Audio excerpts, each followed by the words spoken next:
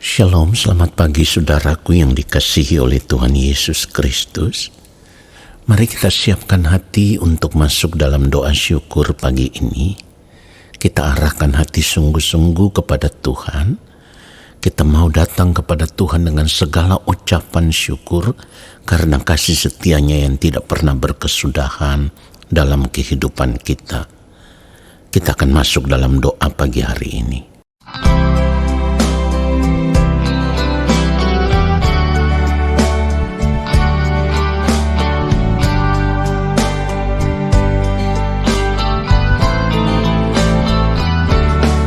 Dengan apakah seorang muda mempertahankan kelakuannya bersih dengan menjaganya sesuai dengan firman-Mu?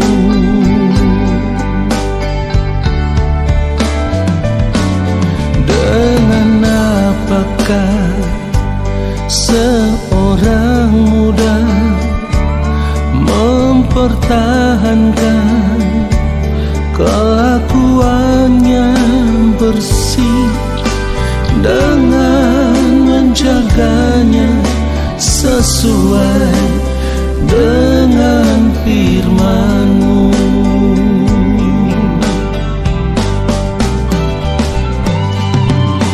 Dalam hatiku aku menyimpan janji-Mu,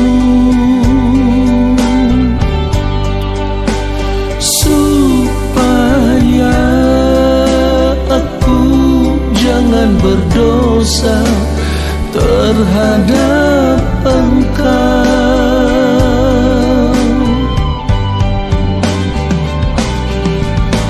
Dalam hatiku aku menyimpan janji-Mu, supaya aku jangan berdosa terhadap Engkau.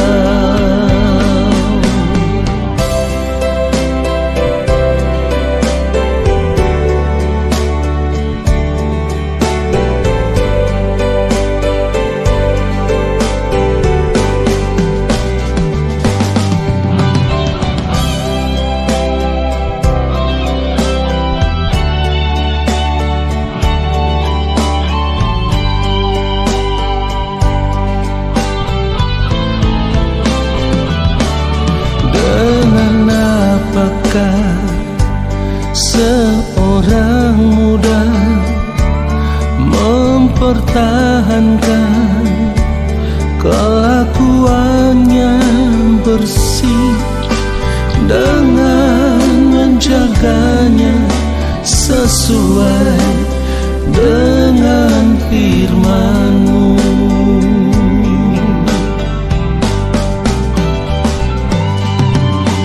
Dalam hatiku aku menyimpan janji-Mu, supaya aku jangan berdosa terhadap Engkau.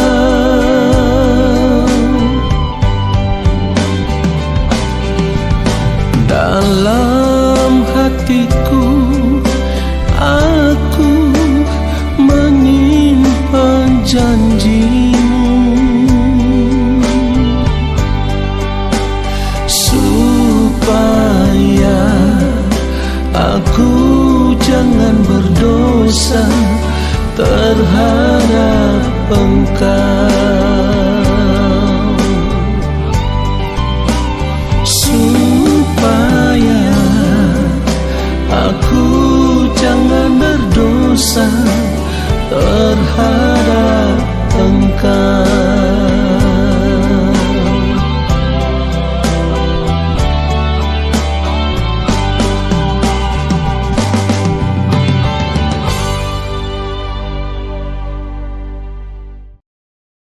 Mari kita berdoa. Bapa yang Maha Kudus, Allah yang Maha Mulia, kembali kami ada di hadapan Bapa di sorga. Kami datang dengan segala ucapan syukur sebab kasih setia yang Engkau nyatakan dalam kehidupan kami sampai detik ini. Dan saat ini kami mau duduk diam di kaki-Mu ya Tuhan, di dalam hadirat-Mu. Kami mau menanti-nantikan Engkau berbicara bagi kami, menyampaikan isi hati-Mu kepada kami.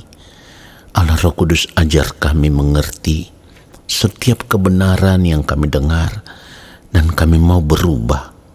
Kami mau berjalan seturut dengan kehendak Bapa di sorga di sepanjang hari hidup kami. Terima kasih Bapa. Urapilah hamba-Mu untuk menyampaikan akan kebenaran firman-Mu seperti yang Engkau kehendaki. Sebab hamba-Mu terbatas, tetapi Engkau tidak terbatas. Roh Kudus Tuhan, urapilah setiap kami. Di dalam nama Tuhan Yesus Kristus, kami siapkan hati untuk menerima kebenaran firman Tuhan saat ini. Amin. Saudara yang dikasihi oleh Tuhan Yesus Kristus, sebagai orang percaya, apa yang kita pikirkan ketika kita tahu di dalam Kristus kita menerima kasih karunia Allah? Di dalam Kristus kita menerima anugerah keselamatan. Ini penting untuk kita renungkan, supaya kita bisa mengerti, supaya kita bisa menghayati secara benar kasih Allah yang begitu besar yang dinyatakan kepada kita di dalam Kristus Yesus Tuhan kita. Saudaraku, tentu selama ini kita sudah sangat sering membaca kebenaran firman Tuhan yang ditulis di dalam Yohanes pasal 3 ayat 16. Karena begitu besar kasih Allah akan dunia ini, sehingga Ia telah mengaruniakan anaknya yang tunggal, supaya setiap orang yang percaya kepadanya tidak binasa, melainkan beroleh hidup yang kekal. Saudara yang dikasihi oleh Tuhan Yesus Kristus, kalau kita mau merenungkan akan kebenaran firman Tuhan ini secara benar, maka kita akan menemukan satu kebenaran yang seharusnya membuat kita begitu takjub di hadapan Tuhan, yang seharusnya membuat kita gentar di hadapan Tuhan. Karena apa yang dinyatakan oleh Allah Bapa kepada kita di dalam Tuhan Yesus Kristus hanya memiliki satu tujuan. Allah Bapa di sorga ingin membela hidup kekal kita. Iya, saudara tidak salah dengar. Bapa di sorga ingin membela hidup kekal kita. Pada bagian terakhir dari firman Tuhan ini dikatakan, supaya setiap orang yang percaya kepadanya tidak binasa, melainkan beroleh hidup yang kekal. Saudara perhatikan kalimat melainkan beroleh hidup yang kekal. Jadi seharusnya kita bisa mengerti bahwa keberadaan kita di dalam Kristus bukan untuk perkara-perkara yang lain, ya. Keberadaan kita di dalam Kristus bukan untuk tujuan yang lain. Ketika kita berada di dalam Kristus, kita harus mengerti secara benar tujuan utama daripada percayanya kita kepada Kristus itu apa? Hanya satu, saudaraku, hidup kekal. Ini yang harus kita persoalkan. Ini yang harus kita perkarakan. Jangan sampai kita mengikut Yesus, tetapi kita memiliki agenda kehidupan yang lain di luar daripada apa yang direncanakan oleh Allah Bapa di sorga. Karena yang direncanakan oleh Allah Bapa di sorga itu adalah kehidupan kekal kita. Ya, Tuhan Yesus datang ke dunia ini rela menyerahkan nyawanya hanya untuk membela kehidupan kekal kita, saudaraku. Saudara yang dikasihi oleh Tuhan Yesus Kristus, apakah selama ini kita memikirkan akan hal ini secara benar? Tentu tidak. Karena selama ini ada begitu banyak di antara kita. Kita memang menjadi orang Kristen, kita menjadi orang percaya, tetapi ketika kita berada di dalam Kristus, kita memiliki agenda kehidupan yang berbeda. Sebab kita tidak memiliki agenda hidup seperti apa yang direncanakan oleh Allah Bapa di sorga, yaitu kehidupan kekal kita. Ada begitu banyak orang yang mengikut Yesus hanya karena ingin mengalami mujizat Allah di dalam hidupnya, hanya karena ingin diberkati, hanya karena ingin meraih sukses sesuai dengan apa yang ia impikan atau apa yang ia inginkan, supaya ketika sudah meraih semuanya itu, mereka bisa menikmati kehidupan ini seperti yang mereka inginkan. Nah saudaraku, kalau kehidupan kekristenan kita hanya memiliki muara hidup, menikmati dunia ini dengan segala kesenangannya, itu artinya kita sama sekali tidak pernah mengerti rencana Allah untuk kehidupan kekal kita. Orang percaya yang tidak pernah mengerti rencana Allah untuk kehidupan kekalnya akan cenderung memiliki kehidupan yang sembrono. Ia akan hidup sembarangan. Ia tidak benar-benar menghargai kasih karunia Allah. Karena mereka berpikir begini, saudaraku. Yang penting kita sudah menerima Kristus, sudah percaya kepada Kristus. Kristus sudah mati, sudah menebus kita dari segala pelanggaran salah dan dosa. Lalu kita bisa hidup sebagai anak-anak Tuhan yang telah ditebus. Dan nanti kalau kita mati pasti akan masuk surga. Saudara, cara berpikir yang demikian akan menyesatkan kita, akan membawa kita kepada kebinasaan kekal. Kenapa demikian? Karena kalau kita mau melihat apa yang menjadi rencana Allah atas kehidupan kita, setelah kita ditebus di dalam Kristus, maka kita harus memperkarakan dengan serius akhir dari kehidupan kita di dunia ini. Ya, kita harus memperkarakan dengan serius akhir dari perjalanan hidup kita di dunia ini. Artinya setelah kita menerima kasih karunia Allah di dalam Kristus, lalu nanti ketika kita sudah berada di balik kematian, apakah kehidupan kita ditemukan berkenan di hadapan Allah Bapa di sorga atau tidak? Ini yang harus kita perkarakan. Perkenanan hidup kita sebagai orang percaya itu lebih daripada apapun, ya. Lebih daripada harta kekayaan, kelimpahan, kemewahan yang kita miliki, pangkat, jabatan, kedudukan, kehormatan, semua yang kita miliki itu tidak bernilai apa-apa kalau pada akhirnya kehidupan kita ditemukan tidak berkenan di hadapan Allah Bapa di sorga. Mari kita sadar akan hal ini, saudaraku. Saudara dengar apa yang saya katakan ini. Kalau saat ini kita bisa memiliki segala sesuatu yang kita anggap itu bisa membahagiakan hidup kita, itu bisa menyenangkan hati kita, menyukakan hati kita, lalu kita bisa menikmati hidup ini seperti yang kita inginkan. Bahkan kalau saat ini kita bisa memiliki dunia ini dengan segala isinya, perhatikan ini. Semuanya itu tidak ada nilainya, tidak ada harganya. Kalau di balik kematian kehidupan kita ditemukan tidak berkenan di hadapan Allah, binasa kita, saudaraku. Itulah kenapa kalau kita membaca kebenaran firman Tuhan, 2 Korintus pasal yang ke-5 ayat yang ke-9 dikatakan begini, sebab itu juga kami berusaha, baik kami diam di dalam tubuh ini maupun kami diam di luarnya, supaya kami berkenan kepadanya. Perhatikan itu, saudaraku. Perkenanan hidup kita itu lebih dari apapun yang ada di dunia ini. Sebab perkenanan hidup kita di hadapan Tuhan itu nilainya kekal. Oleh sebab itu, sebagai orang percaya seharusnya kita sadar bahwa perkenanan hidup kita di hadapan Tuhan itu lebih berharga dari apapun yang ada di dunia ini. Saudaraku, kalau kita menyadari akan hal ini, kita tidak akan mengerahkan fokus hidup kita tertuju kepada dunia ini.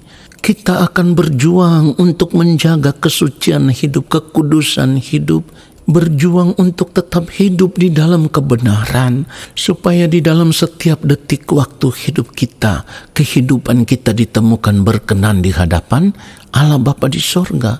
Itulah kenapa saya sering katakan begini, kita harus tetap hidup di hadirat Tuhan.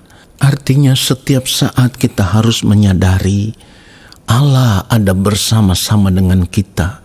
Kita harus berjuang untuk menjaga kesucian hidup, kekudusan hidup, kebenaran hidup, supaya di dalam setiap detik waktu hidup kita, kehidupan kita itu tetap berkenan di hadapan Allah Bapa di sorga. Saudaraku, saya sendiri secara pribadi hari-hari ini, saya berjuang untuk satu hal ini, karena ini bukan hal yang mudah.